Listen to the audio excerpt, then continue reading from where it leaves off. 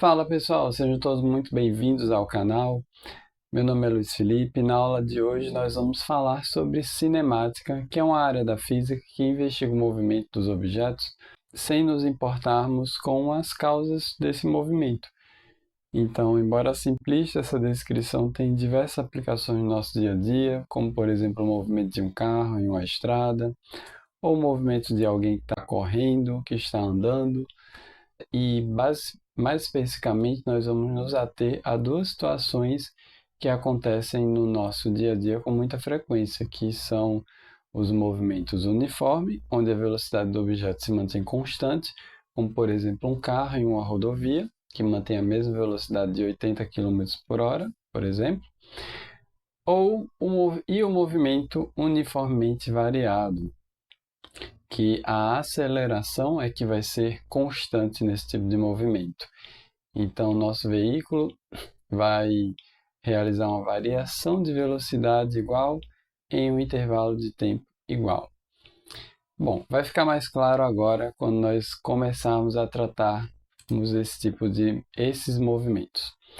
Bom, como eu falei, a cinemática, nós não vamos nos importar com as causas do movimento, então nossas partículas vão ser tratadas como objetos pontuais e vamos estar indiferentes quanto à natureza física desses objetos. Então, vai ser uma descrição puramente matemática de uma realidade física que nós enxergamos.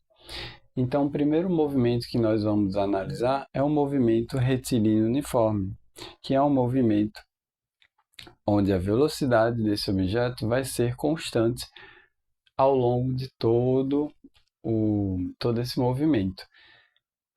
Então, dadas as duas posições medidas em relação ao referencial inercial, x e x0 nos intervalos t e t0, nós podemos escrever essa relação como sendo a variação de uma posição dividido pela variação temporal, ou seja, o famoso ΔX sobre ΔT.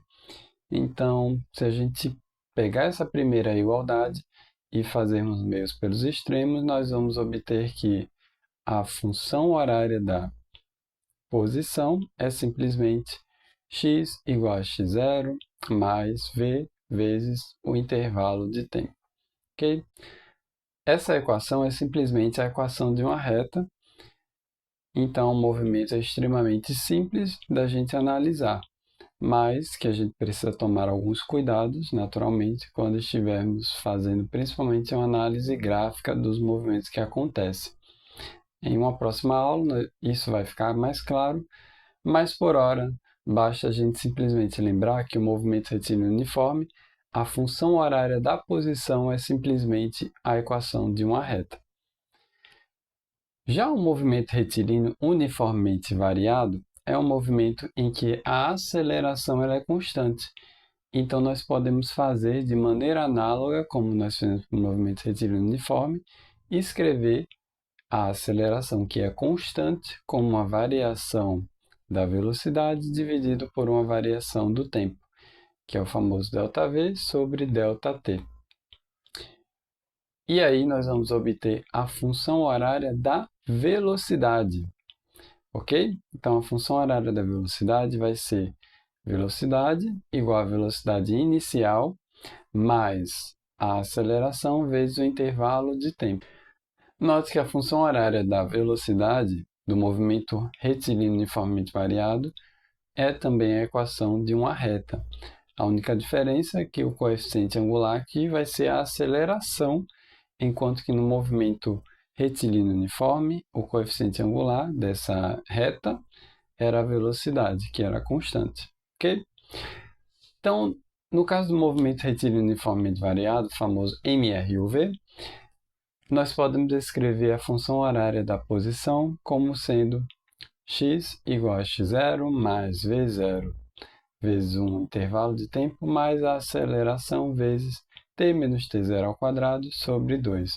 Ou seja, nós temos um polinômio do segundo grau, que é um polinômio de uma ordem mais alta em relação à função horária da velocidade que nós tínhamos na equação 2.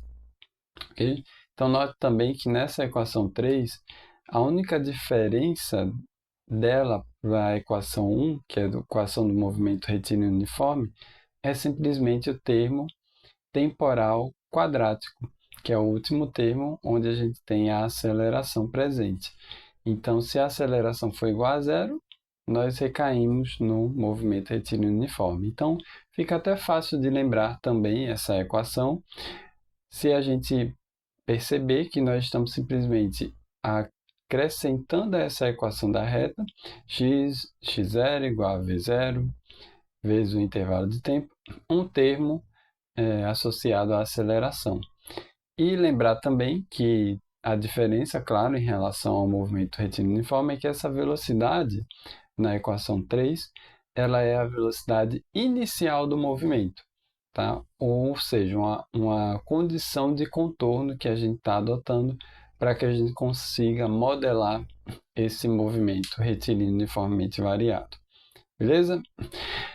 E se a gente isolar na equação 2 o intervalo de tempo, nós podemos obter a seguinte relação. Intervalo de tempo, t menos t0, ele é simplesmente igual a uma variação da velocidade, v menos v0, dividido pela própria aceleração. Se nós pegarmos essa relação e substituirmos na equação 3, para eliminarmos o tempo da equação, nós obtemos a equação de Torricelli, que é simplesmente velocidade final ou velocidade em um instante arbitrário ao quadrado igual a velocidade inicial ao quadrado mais 2 vezes a aceleração vezes o deslocamento. Então, essa equação 4 é a equação que a gente chama de equação de Torricelli, em que o tempo ele não aparece explicitamente. Mas, claro, como a velocidade varia com o tempo, como a posição varia com o tempo está presente, ele só não está aparecendo nessa equação. E, por fim, se a gente pode substituir a aceleração na equação 2, se a gente, ao invés de isolar o intervalo de tempo, isolarmos a aceleração, nós vamos poder eliminar a aceleração da jogada, substituindo essa aceleração da equação 2 na equação que a gente acabou de determinar, que é a equação de Torricelli. Então, nós obtemos essa outra equação, que é simplesmente o deslocamento igual a velocidade final mais a velocidade inicial dividido por 2 vezes o intervalo de tempo. Note que esse termo de velocidade final mais a velocidade inicial dividido por 2 é simplesmente uma média da velocidade. Então, fica também fácil de lembrar essa equação se a gente lembrar que nós estamos fazendo uma média da velocidade para que a gente consiga determinar o deslocamento desse objeto em um dado intervalo de tempo. Beleza? Então, similarmente à equação de Torricelli, apesar da aceleração não estar presente na equação, ela está implicitamente. Beleza? E, em geral, nas nossas equações, o desenvolvimento foi feito considerando um intervalo de tempo inicial arbitrário, mas a gente pode fazer, de maneira geral, adotar o intervalo de tempo inicial igual a zero, o que simplifica as nossas equações. Beleza, pessoal, então para nós concluirmos o vídeo de hoje, vamos ver um exemplo para fixarmos o conteúdo. O exemplo diz o seguinte: um veículo, após cruzar um semáforo, acelera de maneira constante a 4 metros por segundo ao quadrado. Quando se afasta 5 metros do semáforo, sua velocidade é 15 metros por segundo. Determine sua posição e velocidade após 2 segundos em relação ao semáforo. Beleza, gente. Então, vou dar um tempinho para vocês. Vocês vão pausar o vídeo e tentar fazer esse exercício, tá bom? Antes de ver a solução. Então, vai lá, agora é com você. Pausando o vídeo. Beleza, estou contando que vocês pausaram o vídeo e pelo menos tentaram fazer o exercício, que é o que importa, tá bom? Então, vamos lá para a nossa resolução. Primeiro passo da resolução é a gente fazer uma figura que vale para qualquer problema de física, para que a gente consiga entender melhor qual é o problema que a gente precisa resolver, o que a gente precisa descobrir e determinar nesse problema. Então, nesse caso, a questão nos pede claramente para determinarmos a posição e a velocidade após 2 segundos. Então, representando esse problema, nós podemos colocar o referencial no semáforo, conforme até a questão sugere, a origem do nosso referencial. Só que o início do nosso movimento, ou seja, t0 igual a 0 segundos, ele acontece na posição igual a 5 metros desse referencial, onde o nosso veículo ele possui uma velocidade de 15 metros por segundo. Então, significa que nós vamos começar a rastrear o nosso movimento nessa posição. Então, esse vai ser o nosso instante t0. Então, note que não tem nenhum problema da nossa posição inicial, do nosso t0 estar associado com uma posição inicial que não seja na origem, tá? Não há nenhum problema em relação a isso. Então, beleza. Seguindo com a nossa resolução, nós precisamos elencar os dados que nós temos na nossa questão. Então, os dados são os seguintes. A aceleração, que é de 4 metros por segundo ao quadrado. A posição inicial, que é de 5 metros, conforme a gente vê na figura. A velocidade inicial, que é 15 metros por segundo.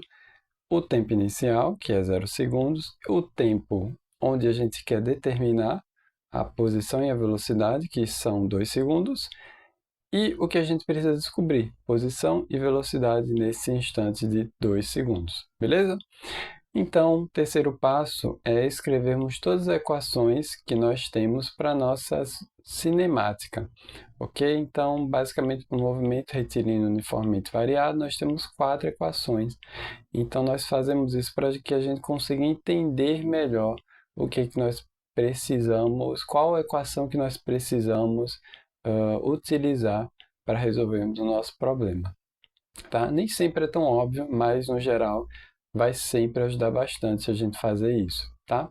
Então, se a gente escrever essas 4 equações, como a gente viu há pouco, nós vamos conseguir perceber que se utilizarmos a função horária da velocidade, nós vamos ter todos os dados, como velocidade inicial, aceleração e tempo, à exceção da velocidade, que é o que a gente quer descobrir, no instante de 2 segundos. Então, beleza, usando a função horária da velocidade, substituindo os valores, a velocidade é 23 metros por segundo, nesse instante de t igual a 2 segundos, tá?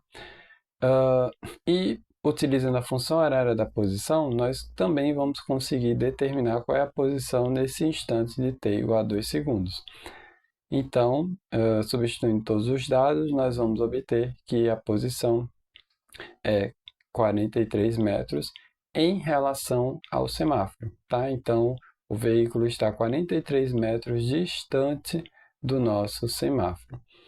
Ok, gente? Então, é isso.